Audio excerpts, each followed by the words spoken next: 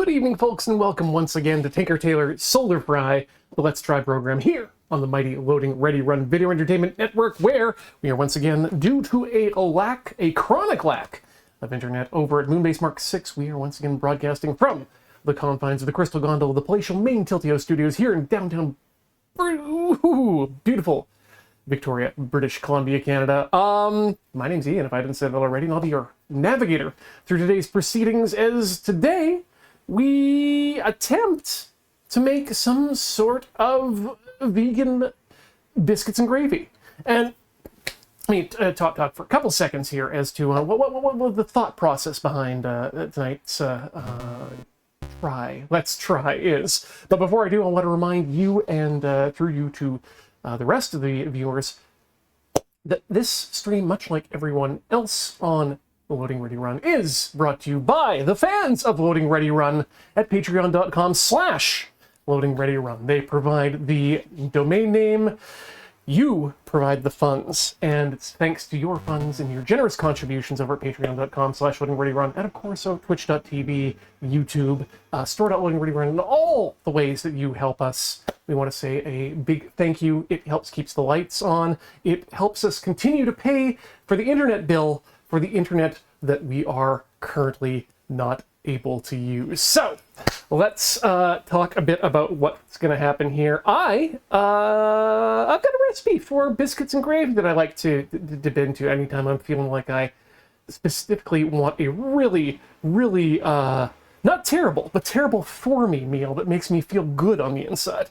And it's your standard sausage biscuits and gravy. You squeeze out some sausage casings. You fry that up. You do what you need to do to be ready for a break. Now what do I do with it? Hey, the point is, it's a white gravy mixture. It's a sausage gravy, and the biscuits are delicious. And then you put the gravy with the sausage on the biscuits, and you eat it all up. Yum! And then you lie down on the couch for another 4 hours because it's Sunday morning, and you decided to just ruin the rest of your day digesting things.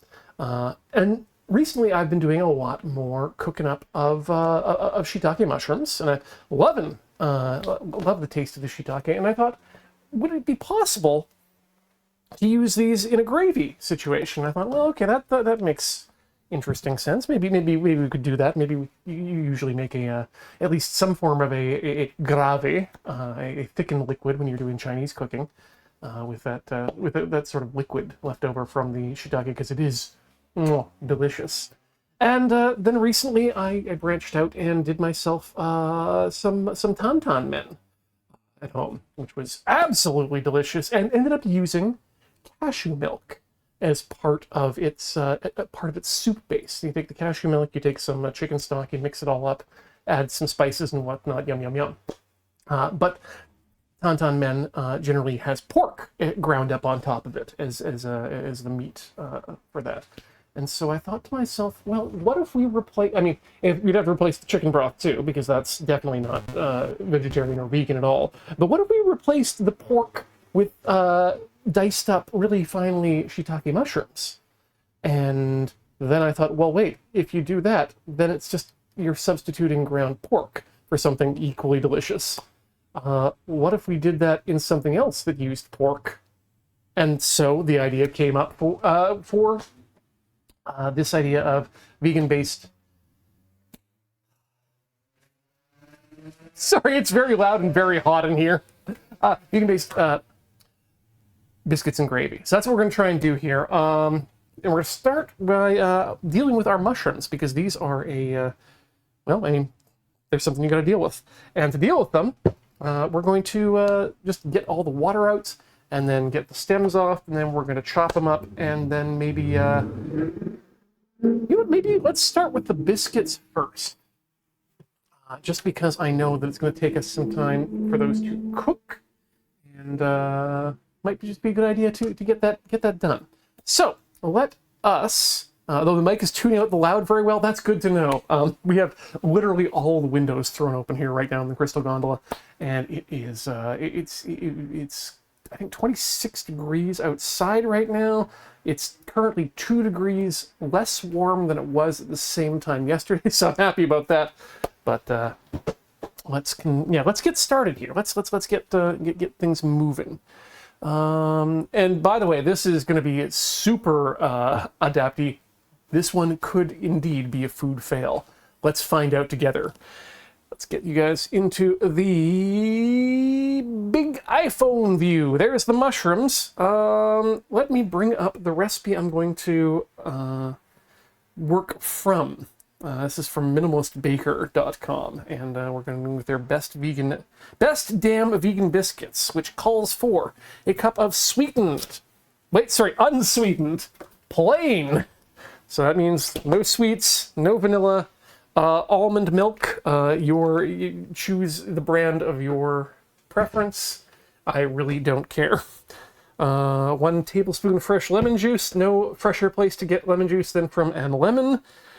2 cups unbleached all-purpose flour. I'm really curious now. I've been following a thread on the XOXO Slack talking about the difference between European white flour, and American white flour. And apparently some people who are sensitive to gluten, this is fully anecdotal evidence, but apparently some people on the XOXO Slack have been saying that those of them with gluten sensitivities find that when they travel to Europe, they do not have gluten sensitivities with flour-based products.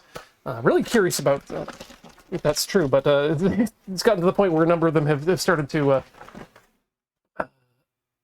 bulk purchase flour from Europe. So, yeah, curious to see how that turns out. We're going to need some baking soda. We'll take that down from the spice zone.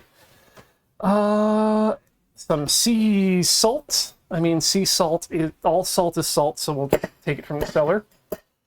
And 4 tablespoons non-dairy unsalted butter. They suggest Earth Balance. Now, this is the one thing we're going to do here today that is slightly different than what is suggested on the recipe. I went out looking to purchase the ingredients that I didn't have for the thing today, and I picked up the tiny container of Earth Balance substitute spreadable thing, and looked at the ingredients. And I'm seeing vegetable oils, and I thought, and I realized it's margarine. And so rather than purchasing a tub of margarine, rather than purchasing a $10 teensy tub of Earth Balance that I will probably not end up using the rest of, or buying a much larger tub of Basel or anything else, I'm just going to use this margarine substitute. That you if you can't find margarine in your area, you can't find good Earth Balance, don't buy this. It will materially work, but it will not be compatible with a vegan or vegetarian diet. So that's the one difference we're going to go with here is we're using butter. I'm sorry. But I don't think it'll mess up the biscuits too much. And quite frankly, margarine to butter is fairly interchangeable in my mind, especially when you're baking with it. There's some protein differences, but the big difference is going to be, of course, in this milk. And I think that's going to be very interesting to see there. Butter flavored Crisco is my vegan butter substitute, says Amethyst. Yeah, I was cleaning out the fridge the other day, and unfortunately ran into a stick of lard that had absolutely passed its prime. So scared off shortening for a bit right now. Where am I going here? I'm not going into the fridge. That doesn't have bowls. Bowls exist not there either. God, I cleaned my kitchen for you all today and don't even know where anything is anymore. All right, let's get this going here. Okay. Move some things around here. Trying a new camera setup here too that should make things a little bit easier to deal with. Okay. What do we want to do? Preheat the oven to 450 degrees. Bake. Set to 450. Make even hotter in home. Die a little. Take out the frying pan that you keep in the oven. It doesn't currently need any further seasoning, so we can remove that there.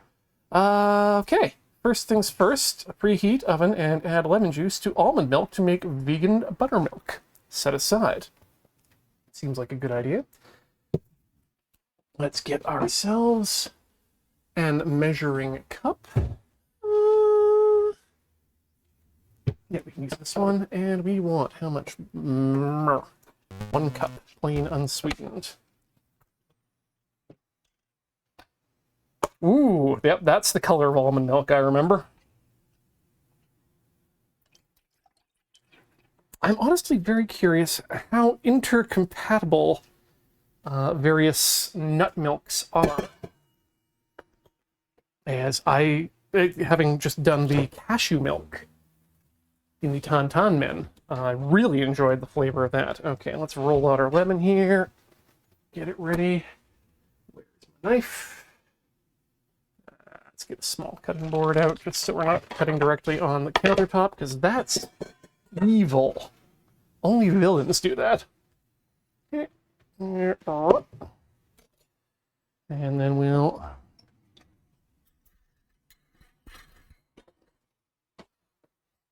My mind was in Limetown when I was thinking about squeezing fresh juices.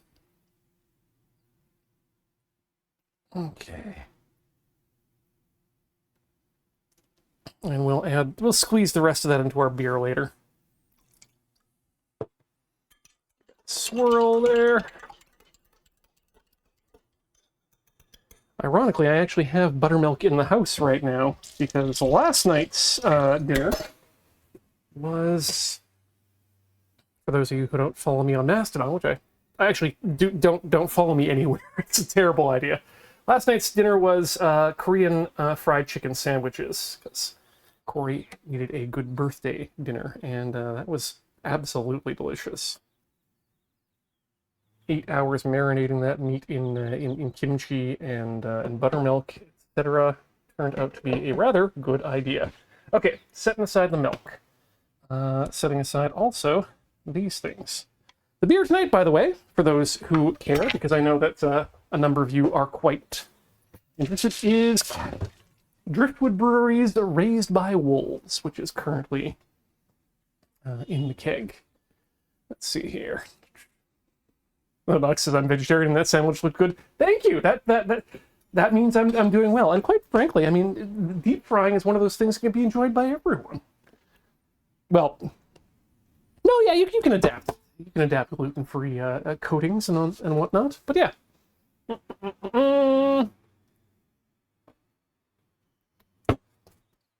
Let's see here. Sorry. Oh, our cashews nuts, right? No, I believe cashews, Kitar, you are right.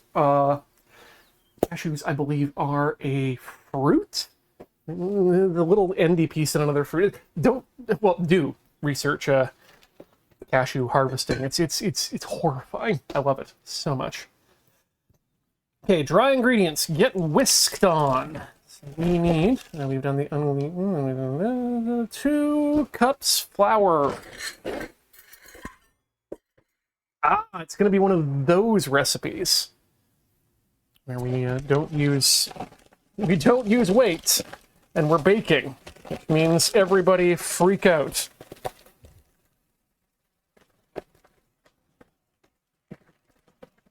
Flour is way too compressible. That said, I mean, we're working on biscuits today, so things can get a little bit fast and loose. In fact, we, much like the dough, we do want the whole process to be fast and loose.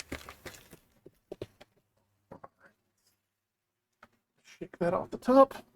2 cups.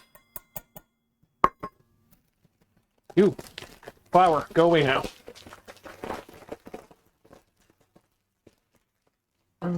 The peanut is neither a pea nor a nut. Oh, wait, it is a nut, but it's not a nut, Franklin. I will never stop quoting that bit from the critic. Flour added. 1 tablespoon baking powder. There are brand recommendations, or there are brand realities. And the brand reality here is that we have this one. Where did my tablespoon go? That's right, I used it to measure the lemon juice. So it is now sticky. So we'll have to dry that off now. Because there's no way to break down a tablespoon into smaller denominations. Now, I hear some of you are telling me, oh, Ian, you can just put 3 teaspoons in there. Never. No, that's 3 teaspoons. That's not 1 tablespoon.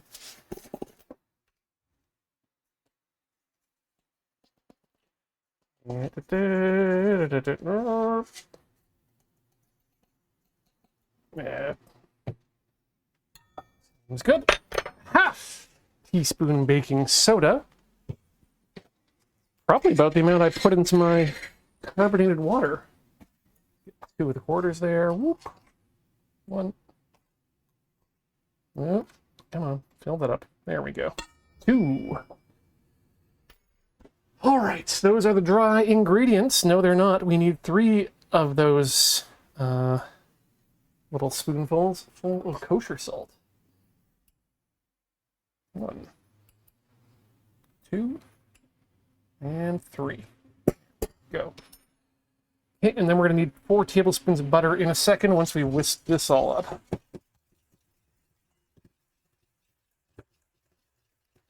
Nothing out of the ordinary here. Everything seems normal and fine.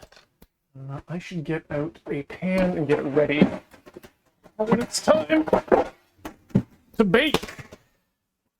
See? Let's get our... Ooh, pineapple growth stages. I once got to tour a pineapple plantation? Sure. Down in Fiji. That was a fascinating little tour, and you know, getting fresh pineapple right out of the ground is bueno. Where am I going here? We whisked. Next step is to cold butter and use fingers or pastry cutter to combine the 2 until only small pieces remain and it looks like sand. Okay, let's get another cutting board and let's prepare this. This definitely not butter. How many tablespoons in a 1/4 cup, Siri? Well, shit! That makes it easy! Grab our, definitely a butter knife. What's that look like to you there? 1/4 of an, it's about there.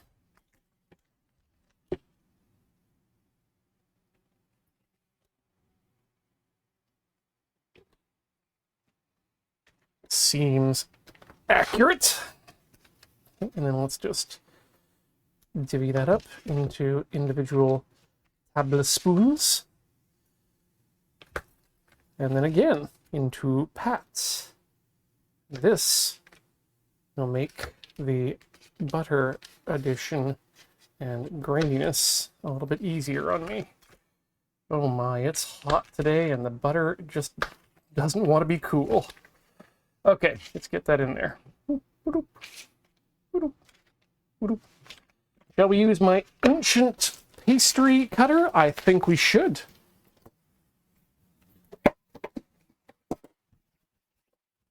All right, let's just jam this thing in here. Some of our plates as well. Here, cut.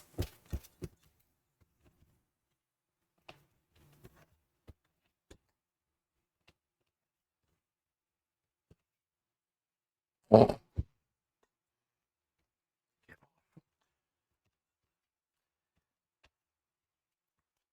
I don't do this often, but when I do,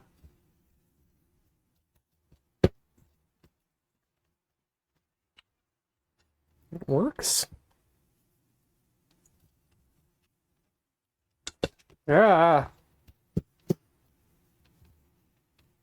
Last time I used this thing, one of the wires just popped right out on me. This time, Seems to be going much smoother and sandier. And this, I think, is the basic biscuit process, right? You're mixing your dry ingredients with your butter or your oil so that it is evenly distributed amongst the dry bits, but not melted and not forming, importantly, those glutenic chains. That's how you keep the fluffiness up. One believes. Oh my goodness. Okay, I think we are basically good here.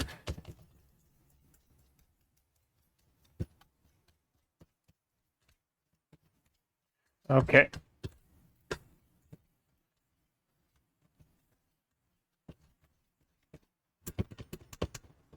That seems good enough for government work, which is great because, hey, we got there. That's the day job. Ah.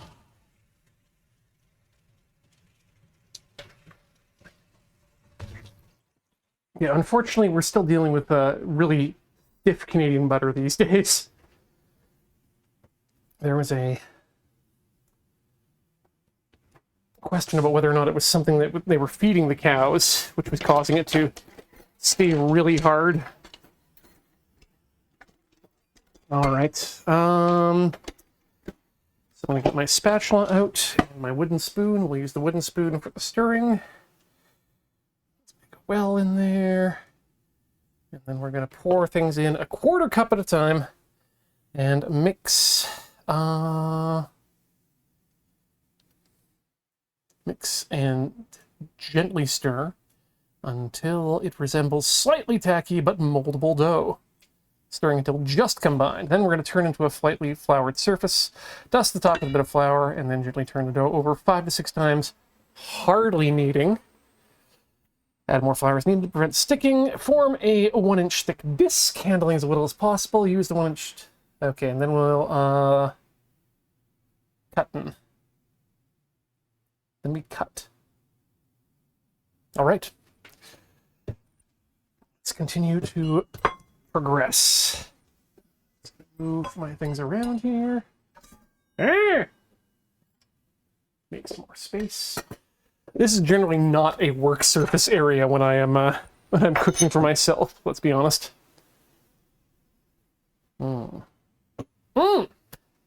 Arclight, thank you. They were feeding cows palm oil, and that made the butter hard, apparently.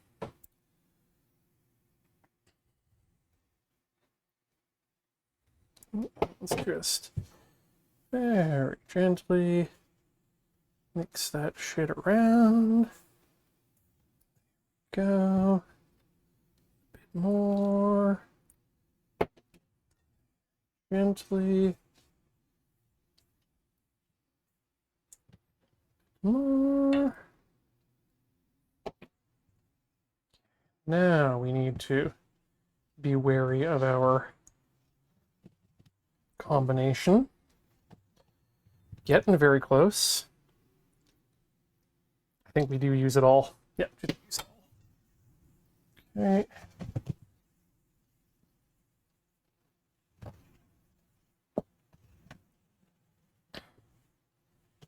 And that's a scraggly ass dough. That's what we're looking for. Okay. Let's put that off there. Get all the goodness. And let's... God, all I can smell in this kitchen right now is the shiitakes, and I'm excited. I'm excited to keep going with it.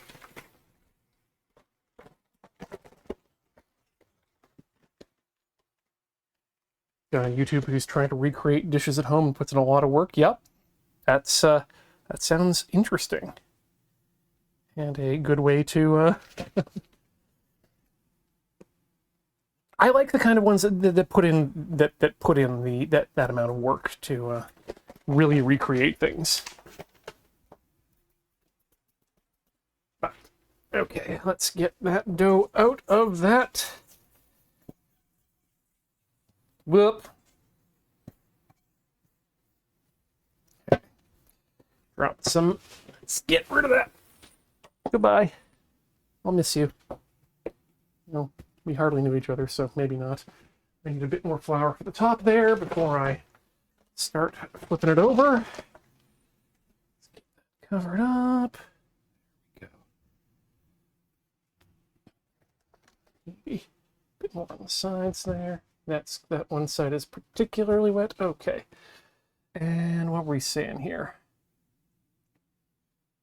Turn the dough over 5 or 6 times. Okay, so we're just going to turn it over. Push it down there.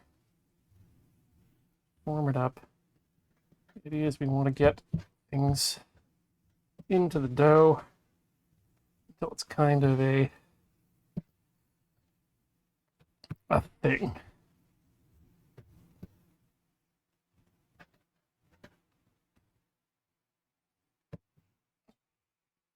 Okay, that feels like the most we want to give to it. This is going to be pretty loose stuff, but that's the way we want it. And then let's just get that pushed down to about 1 inch around.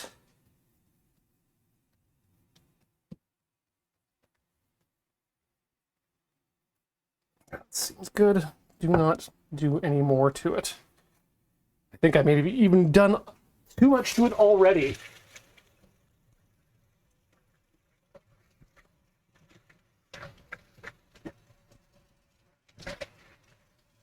Okay. Get rid of the bowl. Get rid of the flour. And let's find a cutter around. Hey, just in time. What do we like? What do we like, chat? I like the crystal. I like using a fancy whiskey tumbler there. Cutto. It's 1.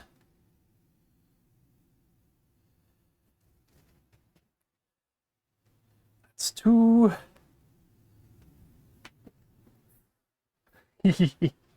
Good seal. Good hiss. 4. 5. Can we get a 6th one out of here? I am doing a terrible job at knowing these properly. 6. Hey, we kind of got France in the middle here. All right. Get 7 or 8 is what they're saying. That seems like we're right on track. So let's just put some of these biscuits down on the parchment while we're at it.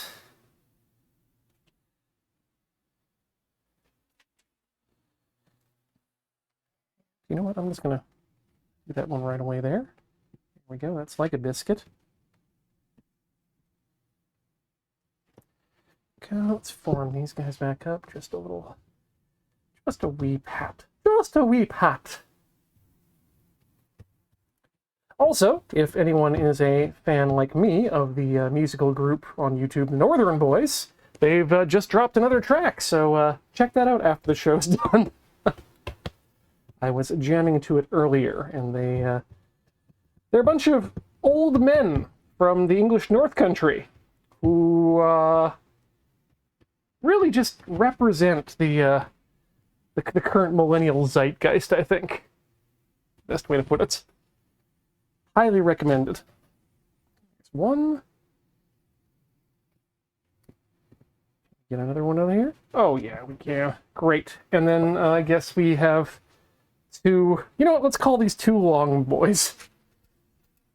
The long boy biscuits. Perfect. Good enough. All right, let's clean up our area a bit here. Why is it?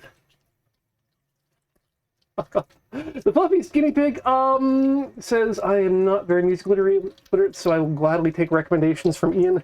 This one's maybe not the most contemporary music, let me say.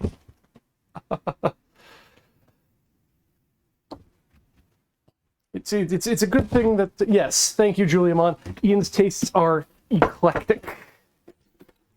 And that is correct. I don't generally post my recipes because most of the time I'm working off of someone else's recipe. Today might be a difference. I might actually have to write things down afterwards for a change. Boop. Boop. And boop.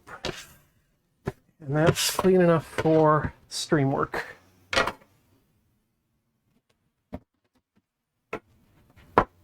Okay, next up we should brush these biscuits with some definitely not melted butter, I believe.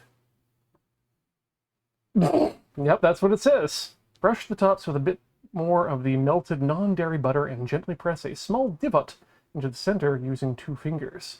This will help them rise evenly. The middle won't form a dome. Okay, that's going to mean that we need to move the camera just slightly. Don't be alarmed. So you're currently underneath my microwave, which is what I use to melt things that are not butter. Where am I at? On mugs. Oh, you know what? Something I don't feel like drinking out of anymore. The most fair way to, or at least way to be assured that you are doing a fair job of melting butter. You know what? Tablespoon? Tablespoon. 1 tablespoon seems good. This isn't popcorn, so we're not going to need much more than that. We're just brushing. Get that in there. Into the microwave for, let's say, 45 seconds. All right. Is that my designated egg cracking cup? I don't have an egg cracking cup. Usually, if I need to mix my eggs, I'll use one of the I'll use an IKEA bowl, the gray IKEA, whatever the name of this one is. Why don't they put the names on things? They're great little mixing bowls, I think. But, yeah, it's Jerry says vegans don't eat eggs. So yeah, I don't think we're actually going to be using any eggs today. Thankfully, I don't believe you need. I don't believe you need eggs for any sort of biscuit. Regardless. Bubbling and fun. So let's divot our guys. Divot, divot, divot, divot, divot. Whoa. Divot, divot, divot, divot. Rinse.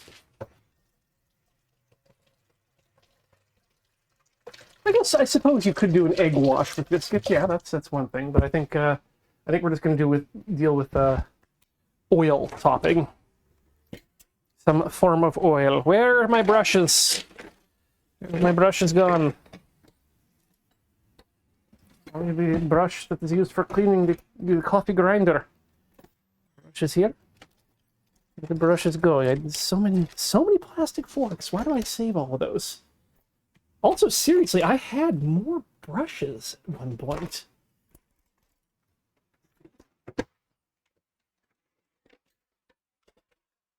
Ah, there they are. It was hiding under the microplane. Silicone brush.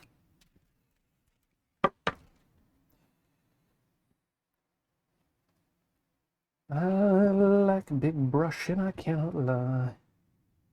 These other biscuits can't deny when they get coated on the oily face. And they get put in the place, which is the oven, for 10-15 minutes. Then you'll know that we'll get stuffed. Like, if you're going to brush things, just don't mess around. Give it that good. All right. 10 to 15 minutes, you say. Well, let's get it in there. Till fluffy and slightly golden brown. And then we have to let them cool. So we'll let them stay in the oven once they've had their time. 10-minute timer. Meanwhile, we should take some time to start preparing these mushrooms, because there is a preparation that needs to be done to shiitakes before they are mostly usable. And that involves removing the stem at the end. Let's see if my... Yep, that's the knife I want to use for that. It was the butter knife. It's now our shiitake stem removing knife. But we're also going to need to squeeze the liquid out. Just going to do that, and then let's see here. Ooh, I should probably use a cutting board of some sort to push against. Let's get that down there. And we're just going to saw that off. There we go. We'll save those for the next time I make stock, because that will be a necessary part of the stock. But yeah, we're just going to squeeze each one of these boys until they've released their liquid. Now you're wondering, Ian, do your mushrooms come like this? No, they don't. We're using dried shiitake mushrooms for this one. What I'm using here. Other brands are available, but if you're having trouble finding shiitake, just look for dried flower mushrooms or the like from your local Asian grocer, and that's what you'll be getting is shiitake mushroom. But when you end up when you get them dried, you need to rehydrate them first, and when you do, you just stick them in some cold water in a bowl, cover it up, and let it sit for between 8 to 9 hours, or overnight, if you will. And when you do, it releases this delicious, very brownish looking water that is essentially just a mushroom broth. And it is so packed with flavor and aroma that I'm getting hungry now. Ask, is there a use for the remaining mushroom juice, or is that just wasted? That's where we're getting to. The juice that comes out, this is the good stuff, as it were. If I were to be making a mushu pork right now with this, after we're done, doing all of the other prep work and cooking, we'd actually mix a couple, quarter cup or so of this juice with some cornstarch and use it to make gravy for the pork itself. You can reserve it and just add it in as part of a broth you're making too. But yeah, it's super delicious, super good, and part of the reason why I wanted to use shiitakes for this gravy experiment, because we're going to be using this as some of the base for our gravy. And that's where the experiment comes in today, because the recipe calls for making a gravy with flour, a few other things, your usual gravy stuff, but using just almond milk as the base. And I thought, well, what if we also added the flavor bomb? And so that's what we're going to do. We're going to find out if you can make a good shiitake mushroom gravy that uses diced shiitake bits as an analog to the mushroom, or sorry, to the sausage itself that you would normally get. And yeah, just flavor bomb yourself right into just flavor yeah, flavor bomb Flavor Town. Now you can't flavor bomb Flavor Town. Regardless, you're ending up in Flavor Hag. It's inevitable. I also just love squishing mushrooms because they are so meaty and they can take it. The stems, though, by the way, you'll note that they take a lot longer to rehydrate, and you can use them for cooking and eating, but they are a lot tougher than the rest of the mushroom is, specifically on dried shiitakes like this, and even on fresh ones, they're still a little bit tougher. So, was the water you used for steeping cold or hot to start with, Giuseppe? And cold. Just even room temperature, cold to room temperature water is fine, because it's going to take hours for this to soak through. And if you start making it hot, if you're using hot water, then you're potentially adding more opportunities for food-based pathogens to take hold. Maintain your food safeness to your level of comfort. You can keep the bowl in the fridge while you're doing it. I left it on the countertop at room temperature. You do you. But I would recommend, though, first rinsing the mushrooms. You don't do a full like wash and brush, but you know, your first splash of water definitely gets gets some gunk off of the mushrooms left from the drying process. But are shiitake ones that need careful cooking to be safe? Not particularly. You do want to cook them through, but they're not in any way harmful if not cooked through. But again, you know, cook to your level of comfort. I always need to look up the not the USDA safe temperatures for pork, but the medium rare temperatures for pork. For legal reasons, Ian means to say follow all safety guidelines as provided by your local government safety organization. I like the government.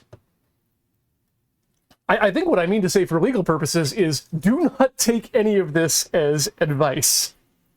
Anything I say. This is everything on this channel completely is for entertainment purposes only. Because I actually do disagree with some of the American recommendations on pork cooking. But again, it all comes down to personal comfort, time, space. The regulations are put in place so that no one dies accidentally.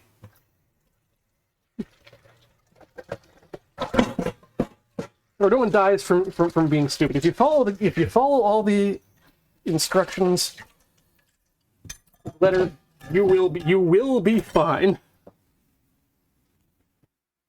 All right, that's all we need for that. How much time have we got left on? We got 2 minutes left on the biscuits.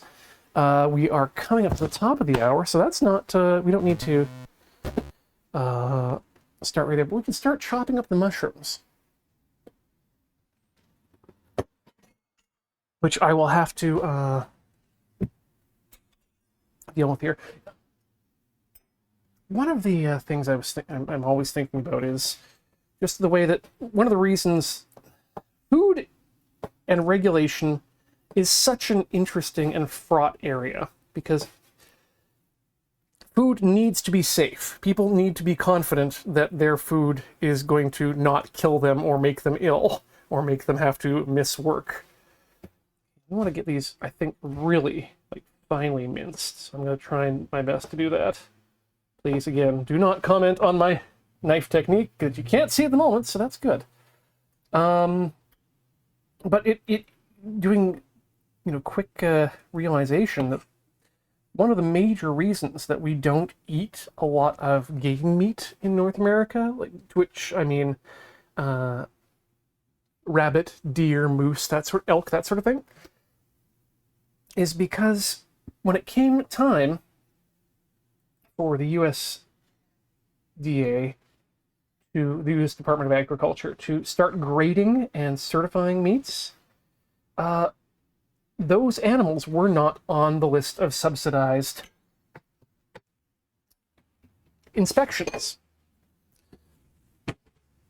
So you need to pay out of pocket to, and so therefore, those sorts of meats didn't become... Well, this is a really interesting discussion to have when I'm making ostensibly vegan biscuits and gravy, isn't it? But, oh, my knife technique is hidden on that side as well. Well, you know what? Let's move everything over this side. You're here to watch this. Ooh, let's have a look at our biscuits. And by have a look at them, you know what? Can I bring you down there? Let's have some fun. Let's have some potentially dangerous fun. Oh. Oh, those are looking good. I'm going to give them 5 more minutes, because that's, that seems like a nearly perfect thing. 5-minute timer. You might even want to try in 2.5, but...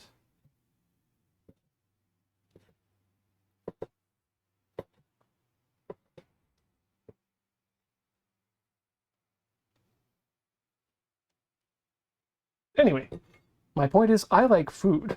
Like, many different kinds of food, and I like trying new kinds of food.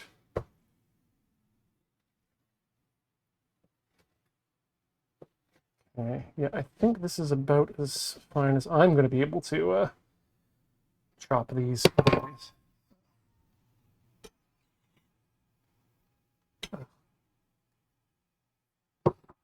have to deal with fingernails, too.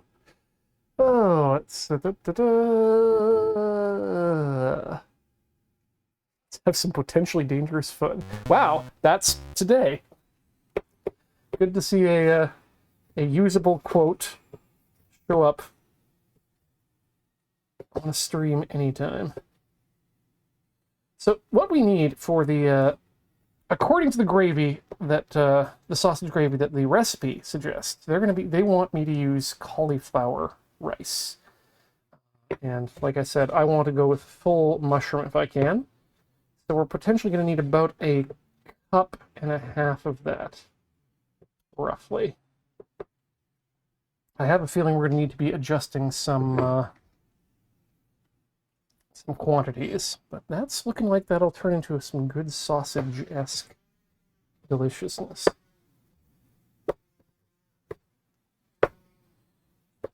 Thin the strips here, and you can coat against the grain on that.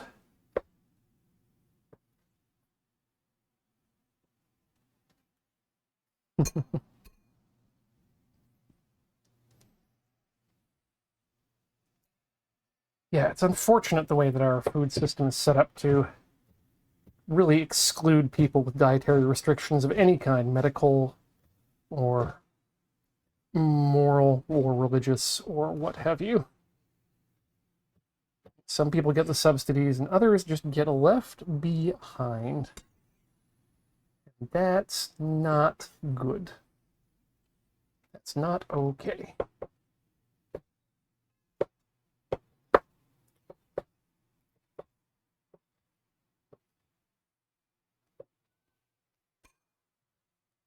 That's not me saying that we should make every food available into something that is enjoyable by all people. But what I do mean is that no one should be forced to pay more for their food because their body is unable to or unwilling to process certain things.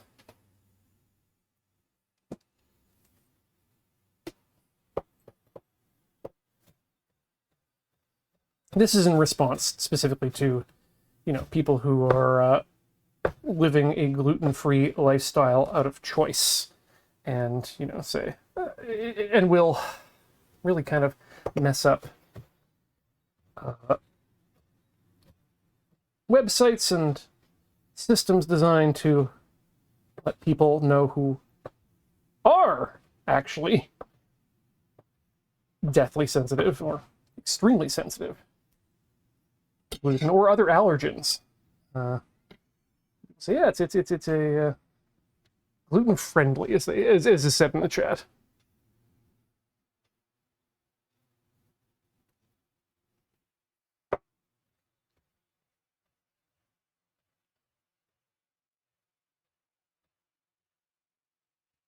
Okay, making some progress here. I'm excited by this pile of mushroom.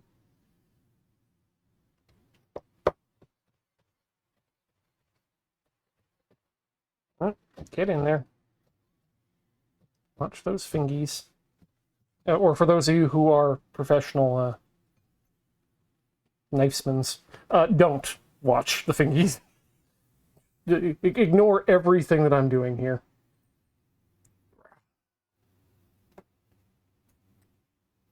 As a scout leader, we had a scout with an actual celiac disease. It really opened my eyes to see how hard it was to live in the modern world without gluten. Yep. Prickly pear is actually quite edible and indeed tasty if you do it right. Hey, Spot of Hastor, that's an interesting fact. Because I recently had prickly pear. In fact, I think it might have been the last. No, it wasn't the last Tinker Tailor. But had some good prickly pear Gosa beer, which was very nice. These things need to come out right now because they must be good and. Oh, look at that. Now, if that's not golden brown, I don't know what is. So we have definitely successfully biscuited. They actually smell great, too. All right, so I guess let's finish cutting up our mushrooms, and then we can take ourselves a little break, and then we can come back and see what happens when we try to make gravy out of mushroomy bits. For now, courage.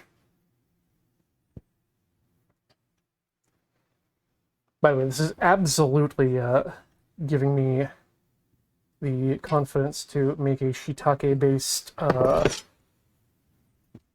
tauntaun ground pork or noodles sometime in the future.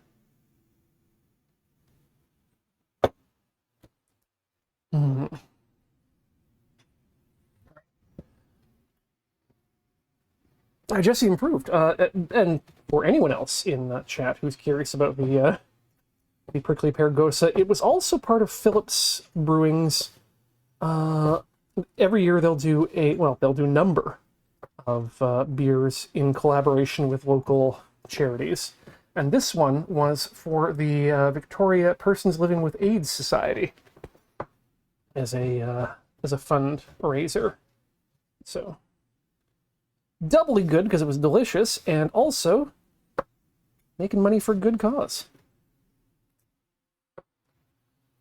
It's even in Canada. Our healthcare system is woefully insufficient for a good number of people.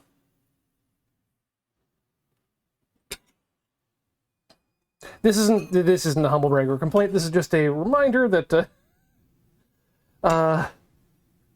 write your local, no matter where you live. Write your locally elected officials and stay mad.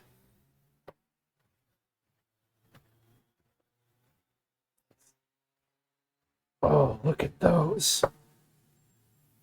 You can see the what do you call those things? The little fins. Uh-oh. I'm not leaving that behind. Give it a little rinse.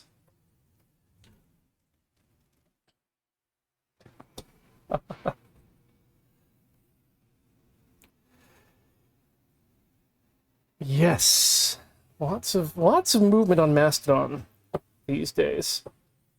I understand that the Meta Corporation, aka Facebook, has released their Threads app, which is promising to be federatable in future with Mastodon and other ActivityPub systems, but don't do it. Don't do it even once. I do not trust that company.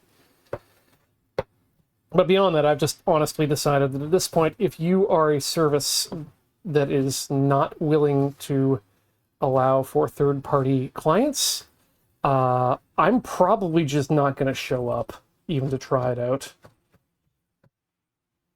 If the last 10 years have taught me anything about computers and the internet, it's that I want more than what is usually on offer.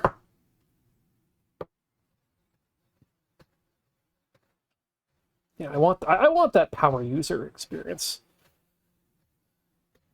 This is going to be one of my tooths. You know, a Fetty tip, as it were, but I've actually muted the Fetty tips hashtag. But this goes for all software. Anytime I get a new piece of software, the first thing I do is go into the preferences or the options to find out what ability I have to customize my experience. Because I so rarely find the default experience in most software applications to be what I'm looking for, or what I want. So.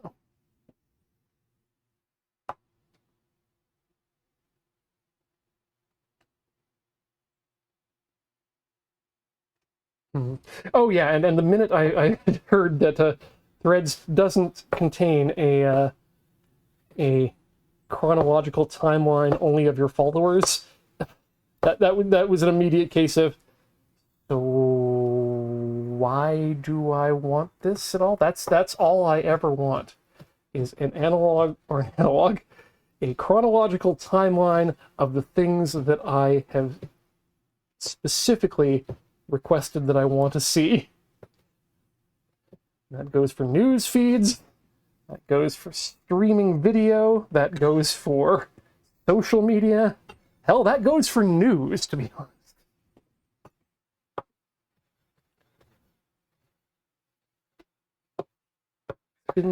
It's been decades. All of this trying to figure out the algorithm, and I don't want an algorithm. I just want what I want. And specifically, nothing that I didn't ask for. Ooh.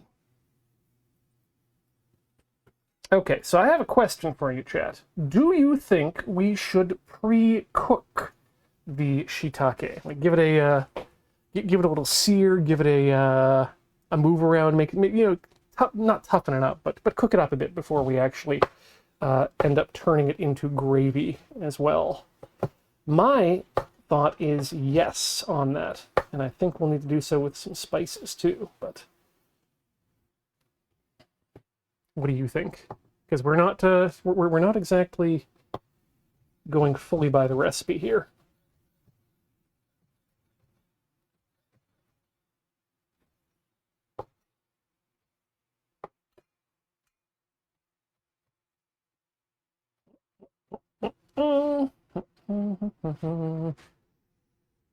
Everyone says let's saute, so I choose to believe them, and we will do that.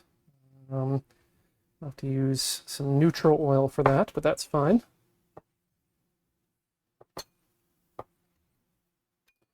I have my intermediary canola oil delivery device, or as I call it, the Neutral Oil Hotel.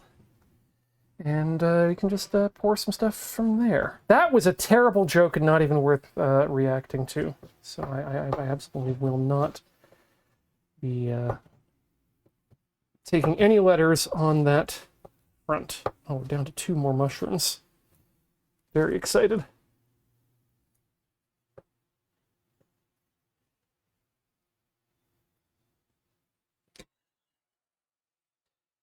Sauteed mushrooms are always really good, but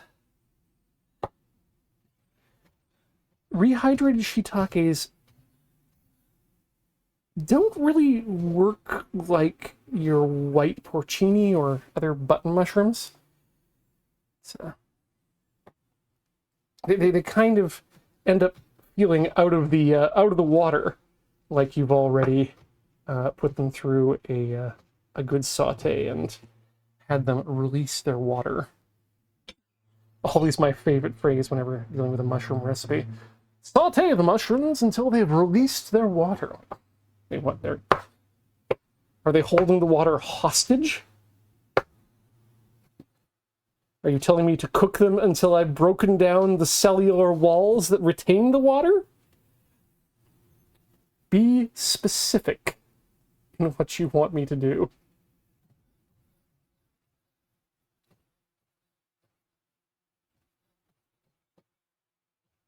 All right.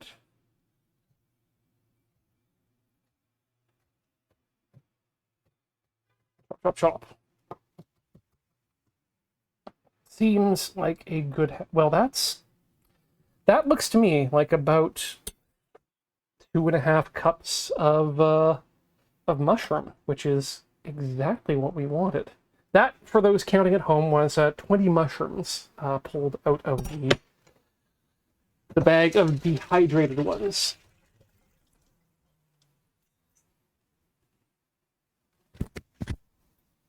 Oh!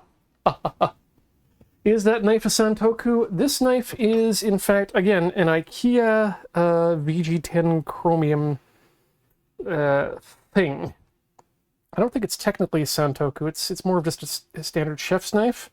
And I am well aware that any sort of hum-on pattern you see on here, this was absolutely designed to mimic a Damascus steel finish, but you know, when it came out, the reviews on the knife Reddits were pretty good about how well it can hold an edge and how easy it is to sharpen, and I agree.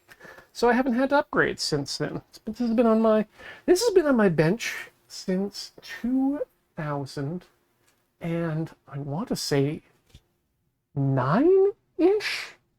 Anyway, yeah, it's been with me for a while, and yeah, no, the tip seems a little bit more Santoku-ish. I mean, IKEA also did release their set of Japanese-inspired knives as well, but they're all double-edged and all Western style, except for the bamboo handles. I don't use these very often these days. It's just that one.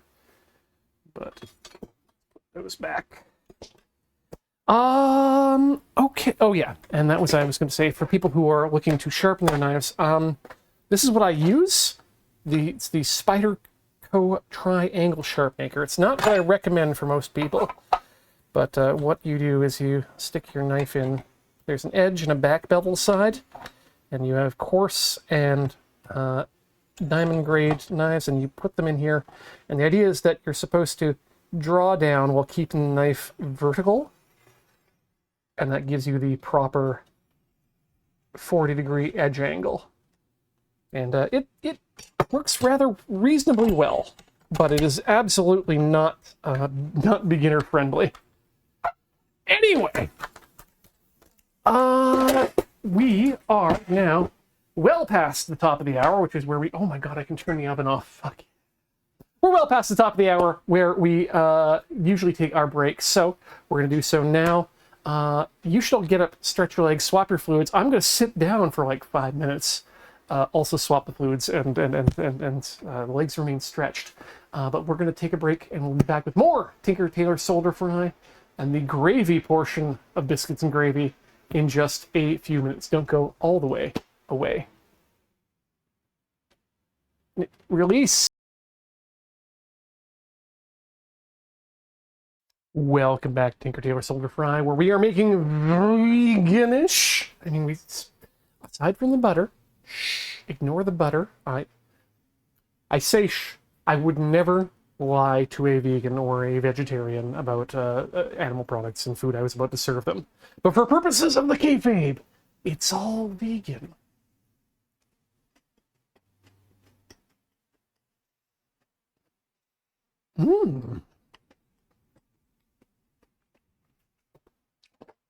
There's no discernible almond taste, which is what you want from things that are neutral milk hotels. But it absolutely has this nutty smell to it that is, again, not akin to almonds, but delicious. I'm a fan. I think that could just be a standard go-to biscuit recipe for me. 1 second while I grab my drink that I poured, but not bring with me. Spent most of that break out on the balcony, hoping my new crow friend would show up. We have a new crow friend, by the way. was a lot less skittish about landing on the balcony railings and grabbing peanuts. And in fact, he'll sit there for a couple seconds and we will look at each other and have a moment of communication. That said, I did try to swap up the sides. Usually I put the peanut on the left-hand side, and I'll stand on the right-hand side of the balcony. He'll lie down and grab his peanut, have a look. Yesterday, I attempted to switch things up by swapping sides. And he had a bit of a time trying to land on the balcony, flew back to the cedar tree, and proceeded to tell me off with 3 or 4 just about his displeasure with the situation. But that said, he's happy. And I'm happy because he shows up 3 or 4 times a day. Anyway, we are making vegan gravy. So let's have a look at what we need to put in this to make it grave before we start with the sauteing. So their recipe for the sausage is 1.5 cups of cauliflower chopped fine, 4 ounce mushrooms chopped fine, 1 cup walnuts chopped fine. Probably fine, but I'm not a fan of walnuts in anything where I'm not expecting a walnut, and I'm not a big fan of. Now this is where things get interesting. 2 tablespoons soy sauce, 1 teaspoon molasses, 1 teaspoon maple syrup, 1 teaspoon liquid smoke, 2 tablespoons nutritional yeast, sage, ground pepper, garlic powder, nutmeg, and ground thyme. And that's for the sausage. And then they expect us to bake that for 30 minutes to dry it out into like some sort of a patty. Because we're doing shiitake and just not your standard mushroom, I think we're going to make some changes to this. And I don't know if I want to add everything. I think what I want to do is I want to go with soy sauce, molasses, maple syrup, liquid smoke, just everything down there except for the walnuts. But I'm waffling on it because I just kind of want the flavor of the mushroom to come through. So, what do I want to do here? The gravy itself has flour, nutritional yeast, rubbed salt, sage, salt, ground pepper, ground thyme, and 3 to 4 cups almond milk unsweetened, which is what we're going to substitute at least half of with this this water here. So, I think what we'll do, all this can get added later if we want to adjust the flavor. I think what we do is we just saute the mushrooms in a little bit of neutral oil, get them out, and then start with the gravy with the yeast, sage, salt, pepper, and thyme. Taste it, and then see if we want to add the molasses, maple syrup, liquid smoke, and more yeast to it, because that's the sort of thing we can do optionally. So we're not trying to recreate sausage, we're just trying to use our shiitake mushrooms as something delicious. Not as an analog, but as a protein chewable. So let's get ourselves over to the stove. Let's see if I can. There we go. Hey. I'm liking this new camera setup. Let's not kid myself. Gonna move the cable out of the way there though, so I'm a little bit safer. And you know what I'm gonna do? I'm gonna take this face cam rig and unlock that.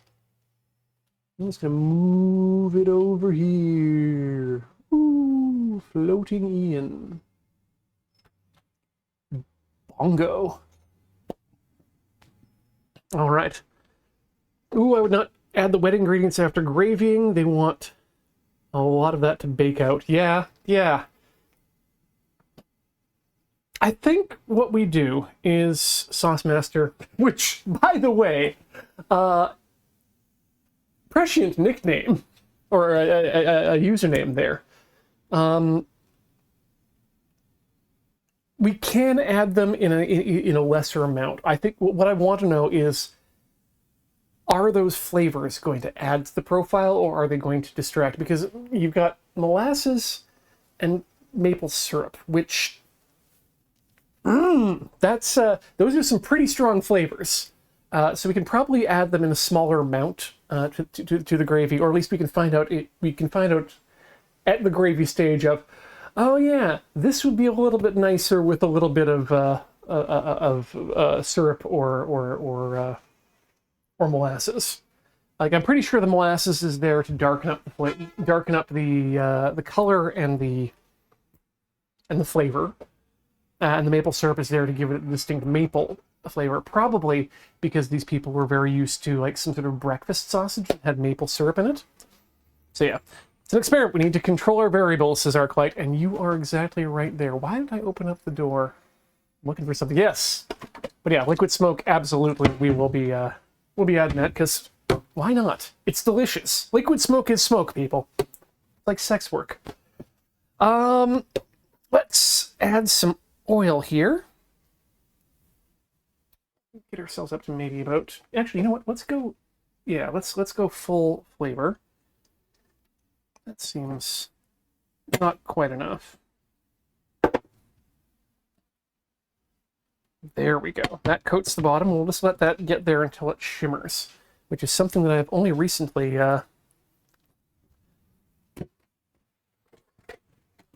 figured out how to do. Okay, so I guess we've all misinterpreted my quotation. Sex work is real work. Liquid smoke is real smoke. Just to be extremely clear. I'm also curious about temperatures. I recently got an infrared thermometer. I've been just pointing it at things to find out what temperatures things are, and it's fun. For example, chat, you currently are... Wait, where's the laser? There it is. You are 90.5 degrees Fahrenheit. Well done. Spawnhostar, have I tried making my own liquid smoke? I have not yet. Maybe that's a good idea for a Tinker Tailor Solder Fry, because it's something that can be... The problem is that it's one of those things that it's kind of a set it and forget it. And, well, I am able to go 24 hours just talking at a camera and responding to things that people say in chat. We'd probably want something on the side to see while we're doing that.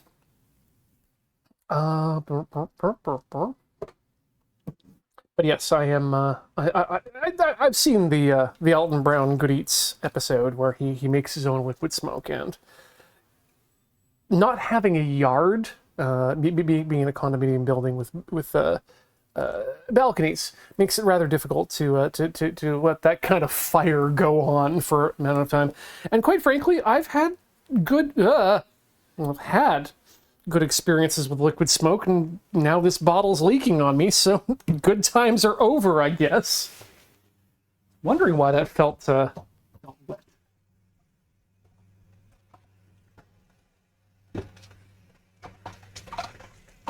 Quick Scrivener, Lermans was great. I hope you enjoyed Pride. Hope it was good times out there. I think we might be shimmering. We are indeed just about shimmering. So let's back that heat off to medium. Let's grab ourselves a little wooden pusher boy. Someone was suggesting, though, honestly, would be a funny thing to have it start as Lermans and end Lermans would be Priors. If I'm going to do something for 24 hours like that, let's skip on the liquid smoke and let's just, smoke a brisket for that time. That said, I absolutely do not want to... After Le Mans, I don't want to stay up another 3 hours just to do a Tinker Tailor Solder Fry about finishing a brisket. As much as I love y'all. Oh, what a smell. Actually, this is a good idea now that I think about it more, because what this allows us to do, in addition to, cooking down these mushrooms a bit and making them even more delicious, ideally we can maybe get some crispiness on some of the pieces. And that will also add to that sausagey feeling with the gravy.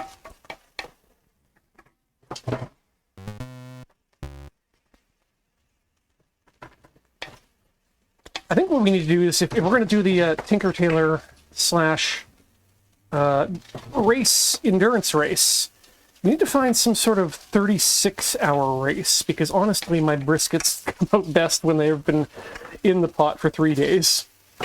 3 days? 2 days. 2.5 days. I'll let that brown up for a bit there. Okay.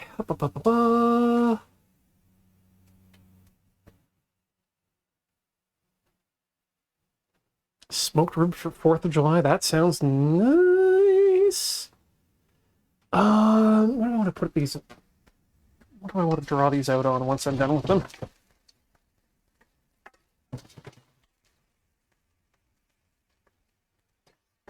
I'm getting a little bit of sticking, which makes me wonder if I. No, we had the pot hot enough and greased enough.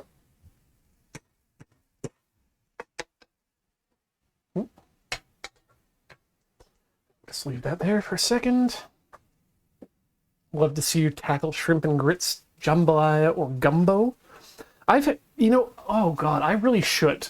One of my favorite old recipes from the from before times was a very abridged gumbo recipe that we did in 4-H, which involved sliced ham. We did use canned shrimps. Yeah, you used canned shrimps and canned tomatoes. And honestly, it's a delicious little meal. You know, you get some crispy bits on the rice and the shrimp when you bake it up nicely. But I'll have to do something a little bit more proper. I do miss the gumbo from my good old days back in the Students' Union building in the University of Alberta. I don't know if there's still a place that does their weekly special gumbo, but always a highlight for me. That and the Chinese food place in Hub Mall had some really good stuff. Really good mapo tofu and extremely inexpensive, which is important when you are an student.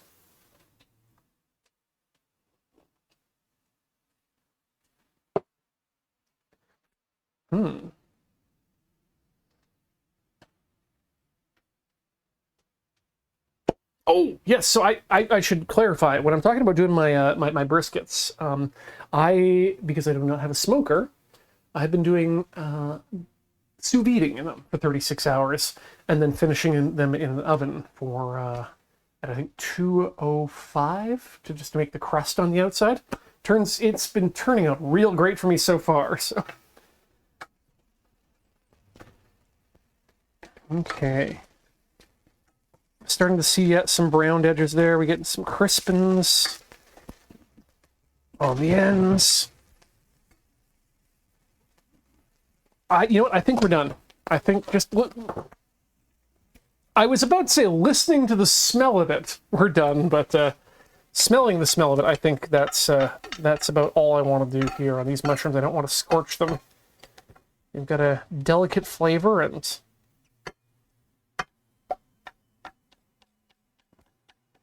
don't want to take it too far.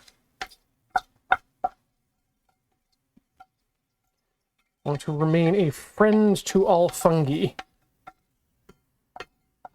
despite my my repeated and noted consumption of their race.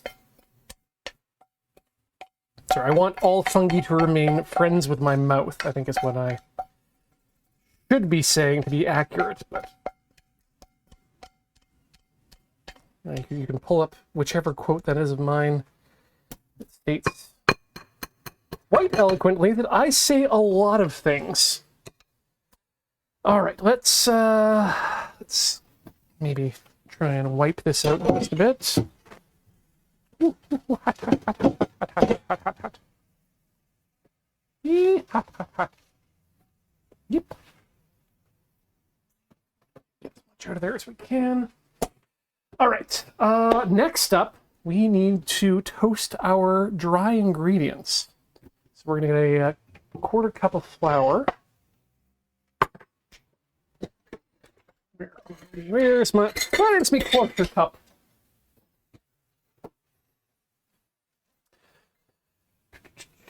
Where is my flour? Flour is over here now. So we're going to quarter cup of flour of that. Make sure I'm doing this right here. Mix all dry ingredients in a skillet, toast over medium heat, increase heat to medium-high, and stir in almond milk, whipping continuously to break up any clumps. Once it begins to bubble, lower heat and add sausage crumbles. Stir until it is thickened. Okay. Great. So, easy peasy.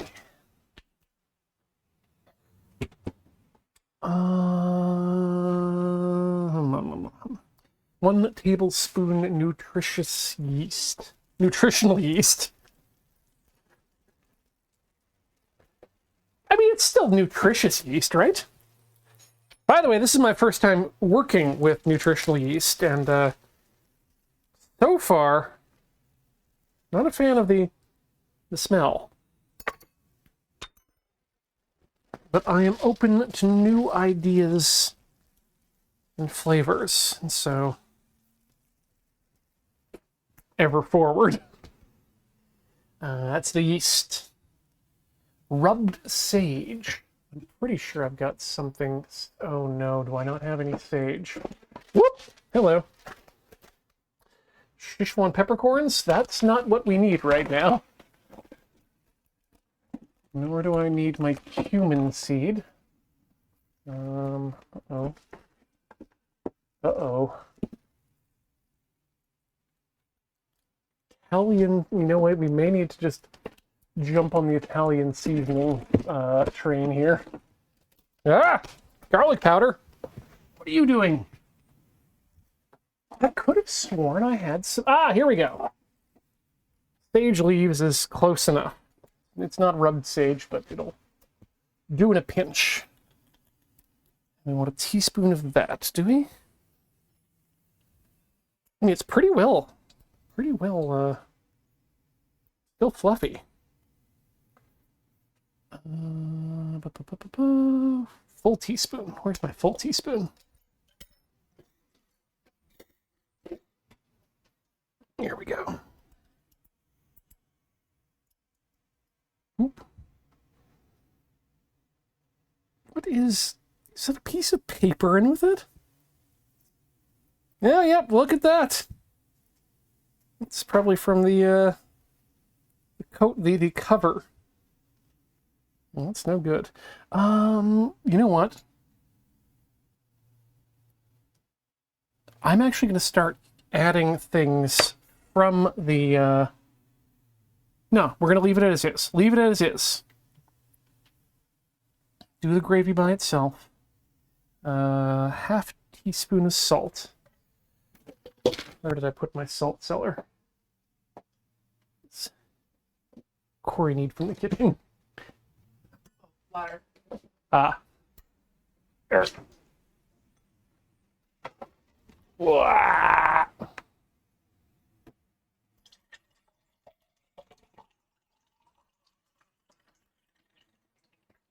Water. It's what's for dinner. No, If this goes badly. No. 1 and 2 1/4 teaspoons. That's my salt.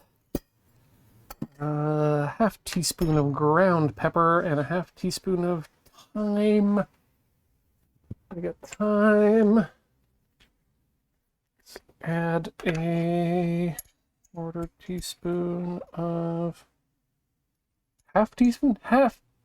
Oop, 1/8 teaspoon of thyme. Well, that's enough time. That's a time out, is what that is. And yeah, we'll just need to crank the pepper. Soldier boy. Hold up. 1 second, I may have a friend to feed here. Nope, nope, they are not in the tree. Good, no problem. What? Oh, they're here. Okay, 1 second then. Well, I put one Okay, Corey's taking care of it. They're at the top of the tree. The very top. I can't take you with you. For OPSEC reasons, I can't take you with me while I feed the crows, unfortunately.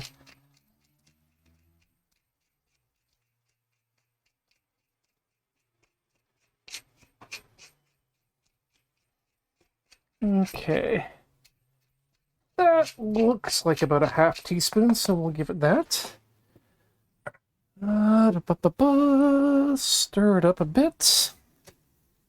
And we're going to toast it. So let's take it back up to 3 or so. On the... Oh man, this spice mixture already has the smell of a good sausage gravy, so I am ready.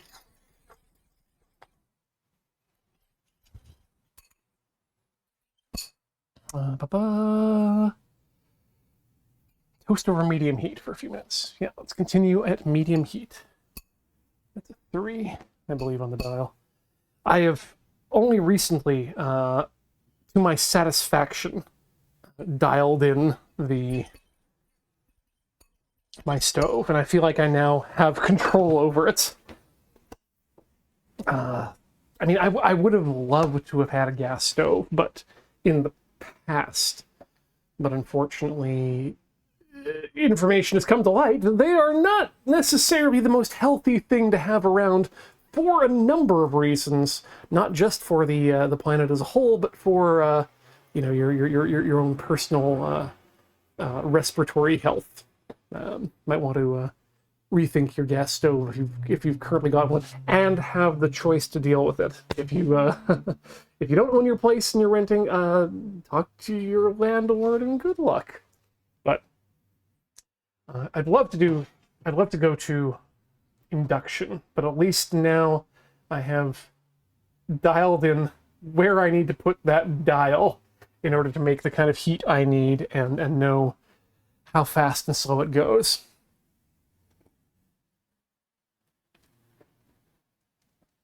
Gas stoves are also bad at being stove, according to Technology Connections. Yeah, no, I love Technology Connections for actually putting in the work to do, if not scientific, whatever that means, reproducible and good tests about the efficiency. But yeah, induction stoves, super cool. I just wish they weren't as technologically complex as they are. Like, there's something to be said for this. This is a glass top, but with coil, radiant coil. This is like not halogen, not anything weird. And there's something to be said about the simplicity of a just even a coil stove.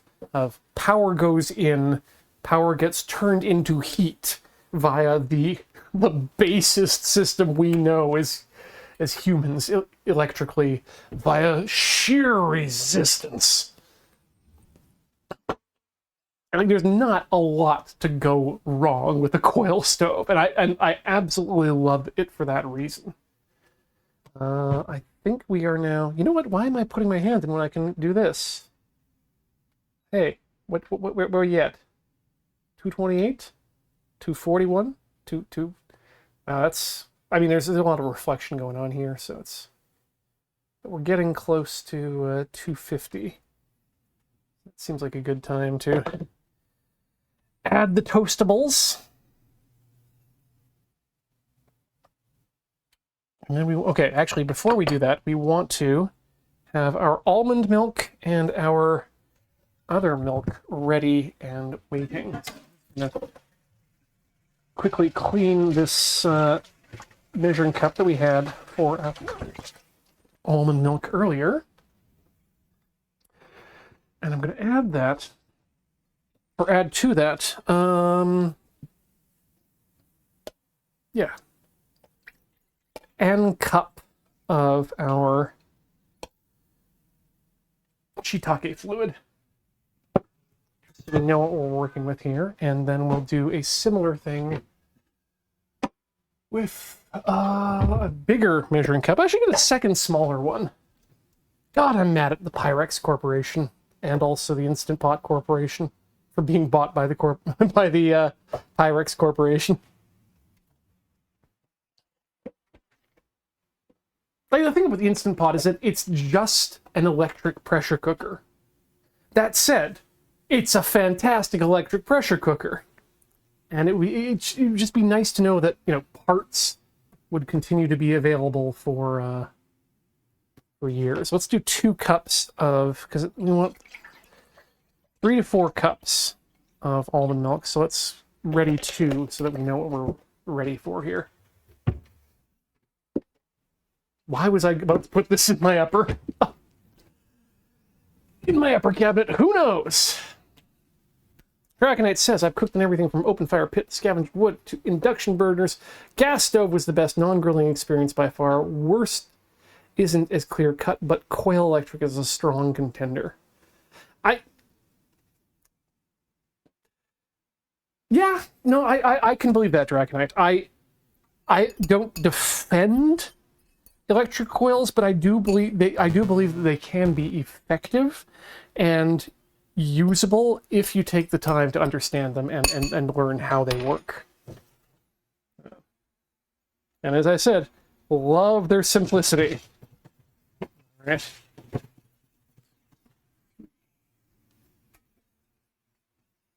This is not something I've done before, which is toast my my flour.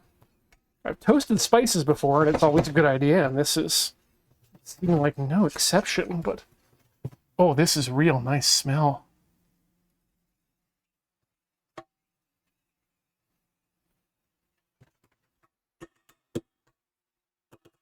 Okay, I should get my whisk ready. Where is my whisk? Get away.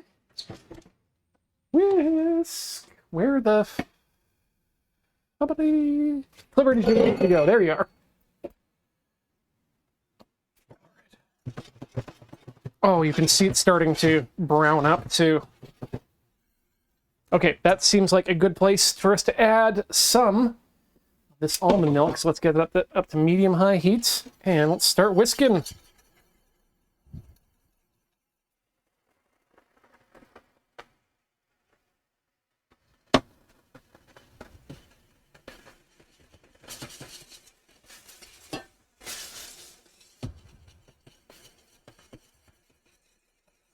Ho ho.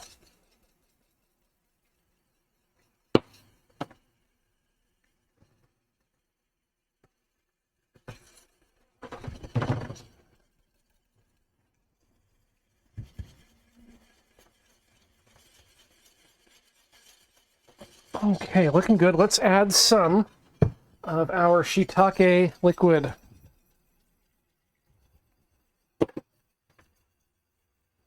There we go. I think we're going to need to go more shiitake liquid to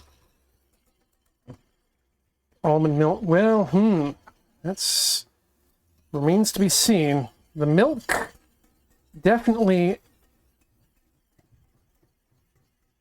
curdles up better than the shiitake liquid, but as it proceeds to thicken up, this will be an interesting example.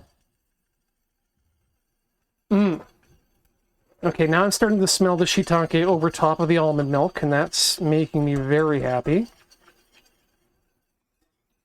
Keep that whisk going. Add a bit more heat.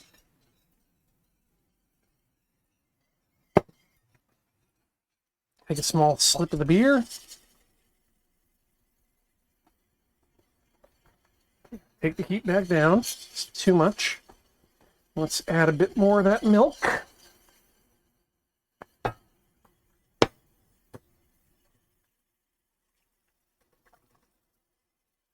Let that thicken up before we add some more shiitake liquid. Whew.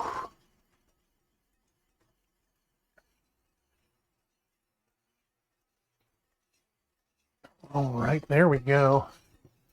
Did that one need garlic powder in it? wanted a half teaspoon of garlic powder for the mushrooms, but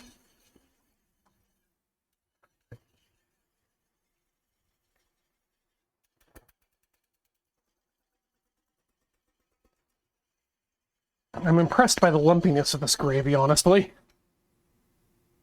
Okay, I think we need just a bit more heat to get a bit more boil to it.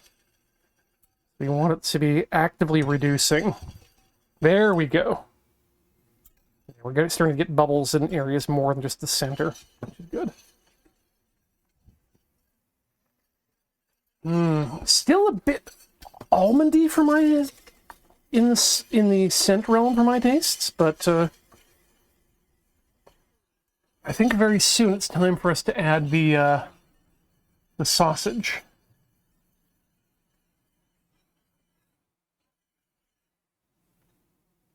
Yeah, I guess it's time to. It is time, apparently. Let's add that in. Come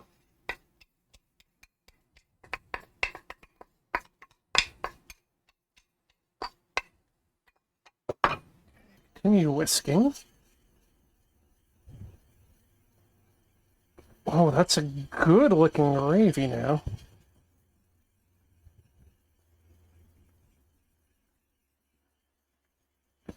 Okay. I'm thinking what I'd like to do now is add the rest of this, or not all of it, but let's add some more shiitake liquid. And then let's work on reducing this down.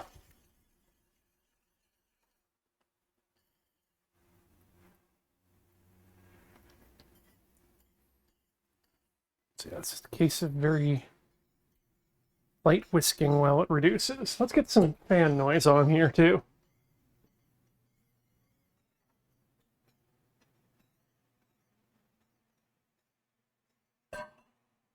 Yeah. There we go.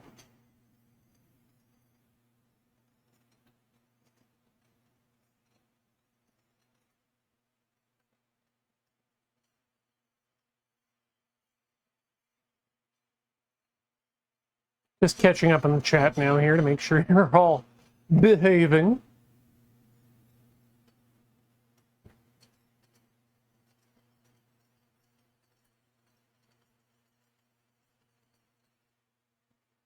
Oh, we got some good boil going here.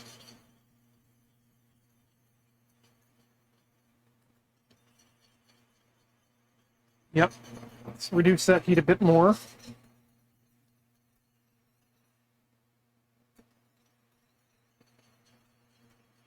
But it looks like it's really starting to thicken up here.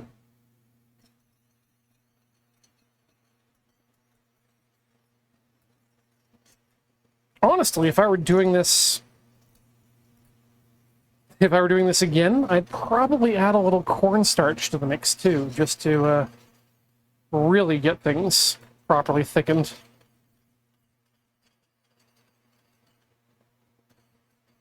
Let's add a bit more of the milk. Again, ooh.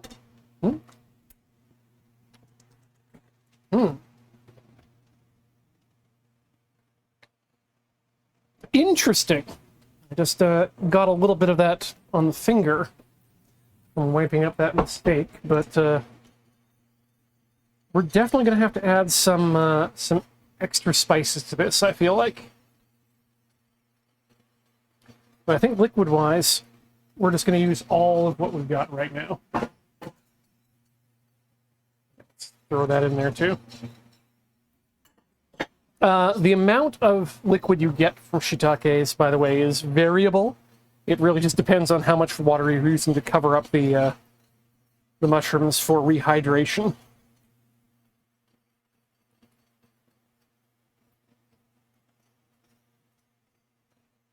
A little heat, says Brownie Points. I mean, you can always add. I find heat generally is one of those things you can add after the fact pretty easily. It's never one of the things you can take away. So for things like gravy, I prefer to just let people add their own sauce and powders after the fact.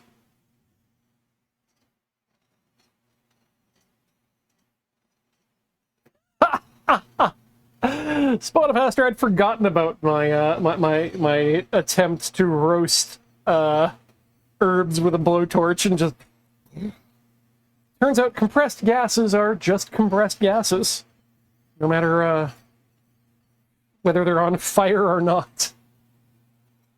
Nothing particularly special about them.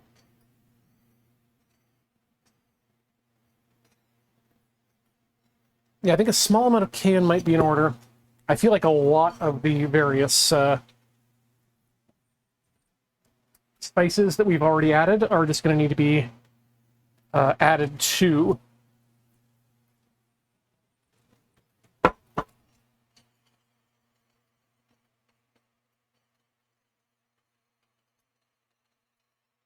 Hope you all realize that I deep clean the kitchen every time before each Tinker Tailor, just so you have a nice thing to watch. It certainly doesn't stay that way.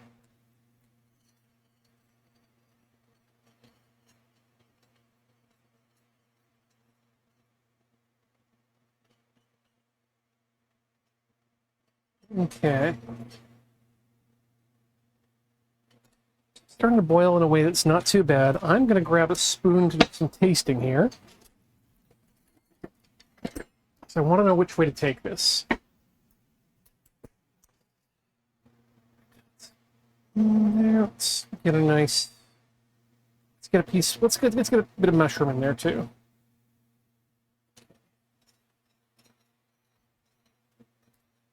So it's definitely thickening. You can see that.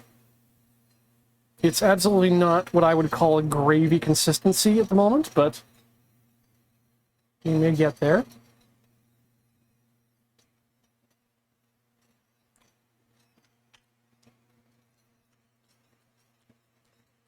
Okay, yep. So let's leave it thicken itself, but I think we're absolutely going to need to put all of those extra spices in there because it's feeling... They say you're supposed to salt food until you're not sure if there's been enough salt or not.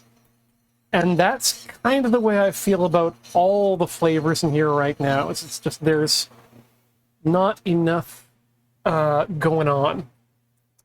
So let's start with, we're going to eyeball some of this stuff here. So let's add a bit more of that sage, because that absolutely was adding that kind of good flavor. Whisk that in. There we go. Oh, it's already smelling better already. Let's add... We're going to want some ground pepper. I want a little bit of garlic powder in there.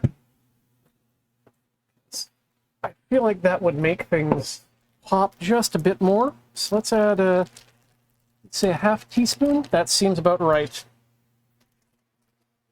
Sprinkle that over top of that. Another one of those. Oh, let's go heaping. Boom.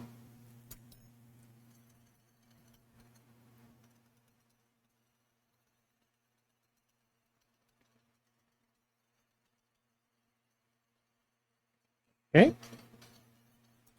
Good start, good start. Oh yeah, the liquid smoke. We didn't add any of that yet. And that, in my mind, is an travesty. So let's fix that too.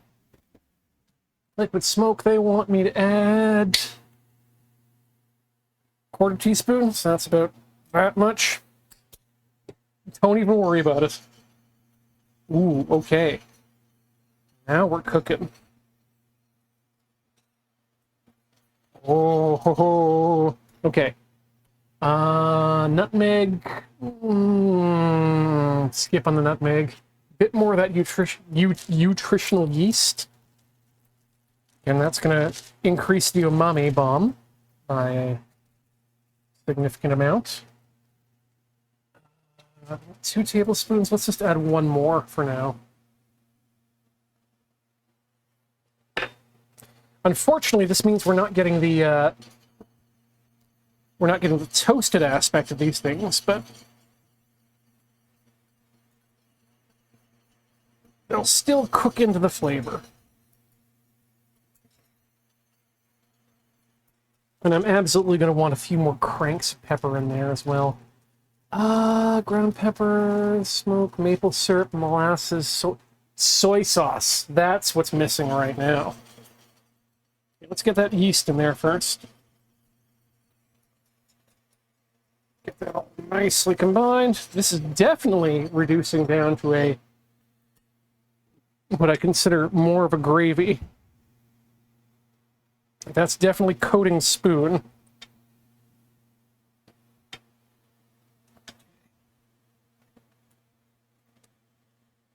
Ow! Oh god. Okay, this is almost at the point where I'm very happy with. Yeah. Yeah, so fish sauce, I'm thinking that might be where we go. But I don't want to take this too much in the Asian flavor direction. So you know what? Let's split the difference. A little bit of both, right? Give it a line of cross my palm with soy sauce. And squirt my fish right in. There we go.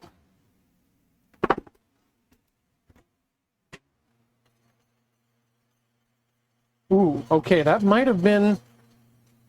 Nope. I was going to say that was too much, but no, the smell is now combining. Everything's coming together. Right, we wanted more pepper in there, too. Where did my pepper go? Yeah, you're right. The fish sauce kind of negated the vegetarian there. So we probably should have gone with MSG as our powder, as our flavor enhancer, but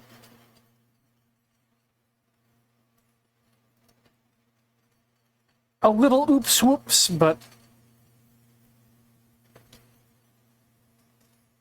you know what? That's what happens when you play with you play the old hits for yourself. Good looking gravy.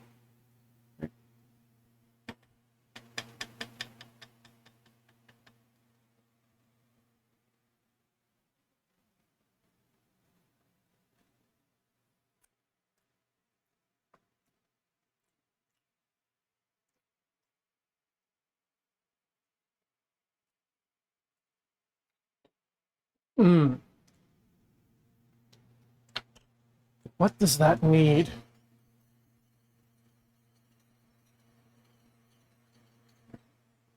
Honestly, I'm just going to give it a little bit more regular old salt. Maybe teaspoon's worth?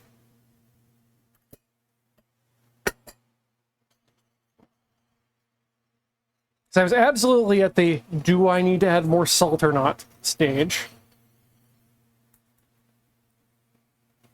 And the answer I gave myself was yes, of course. Jeez. Add your flavor.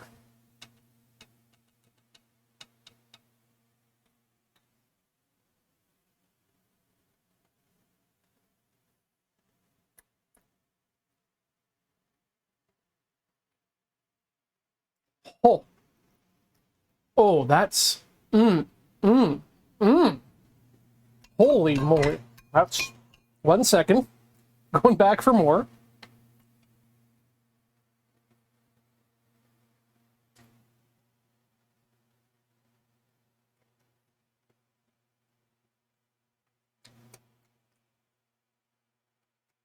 Shut her down. That's good gravy.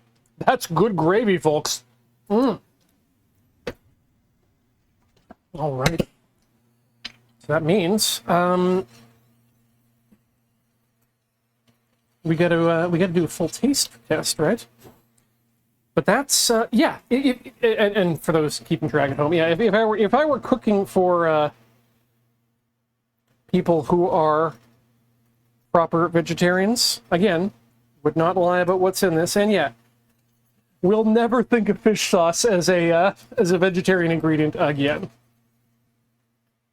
But this is absolutely something I could serve as a brunch in my mind to people who are of that Tailor compunction. All right. We need a spoon with which to dispense the gravy. Where the hell is my soup spoon? Ah, there it is. It was hiding.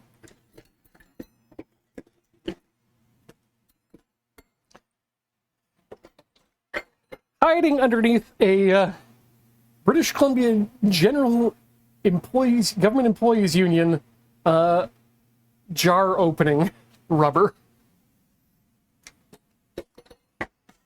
Okay, let us pick a biscuit. I'm going to take this one because it seems, not too big, not too small. I generally don't eat dinner until, I want to say, 9 p.m. anyway, or later, so Tinker Tailor always messes me up, but that's a good amount of gravy. That's enough. Oh, man.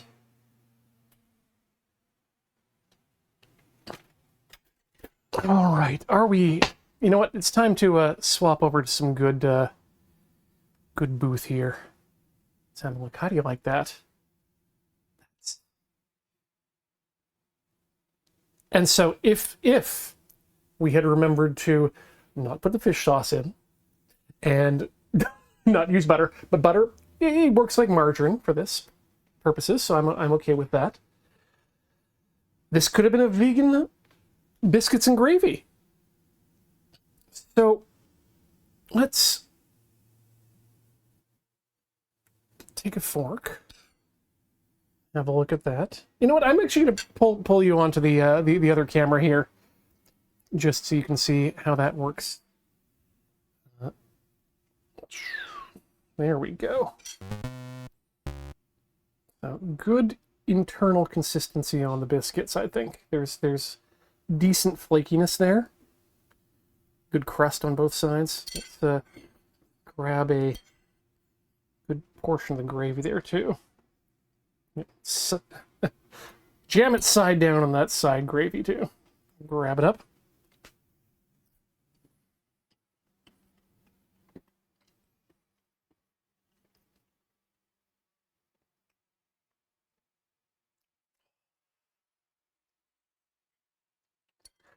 Holy moly.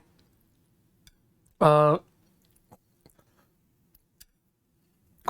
would have thought that one would not have to stuff themselves full of oily sausage on a Sunday morning if they wanted biscuits and gravy? Oh.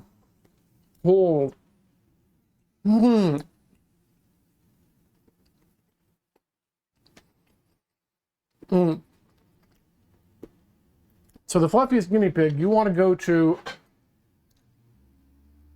brandnewvegan.com and look for their vegan country sausage gravy and ignore basically everything except for the gravy portion, and use 2 cups of shiitake instead of liquid instead of your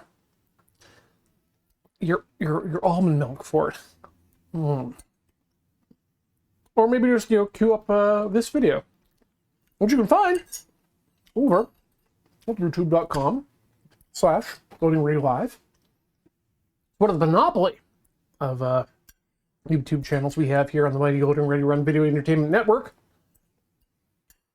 including our RVG, our video game content, our MTG, for the Magic Gathering, and Loading Ready Run for all the great shows. Check out loadingreadyrun.com/live to find out what's happening next on our live streams. And of course, just loadingreadyrun.com has links to everything we do. And someone said a little bit of cayenne on there too. Let me give that a try, just to heaten that up a bit here. 1 second. I need to label because I'm not sure if this is my paprika or my cayenne. I'm pretty sure it's my cayenne. Who's the kid who's bald and sucks? It's cayenne. Whoop. Okay, what else do we need to say? Patreon.com/loadingreadyrun is where you can go if you want to support this show and everything we do on the network, as well as a big thanks to those of you who are members over at youtube.com/loadingreadyrun and twitch.tv/loadingreadyrun, where some of you might be watching this right now. And of course, if you have Amazon Prime, you can use it on any channel you like. It could be Tilty House. It could be Seabats. It could be Loading Ready Run. It's your choice. But do use it, because that man does not need any more of his portions of billions. Folks, that's going to do it for Tinker Tailor Solar Fry for this week. That has been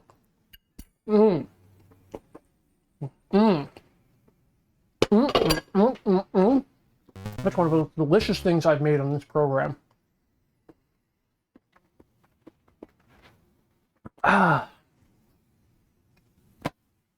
That's it.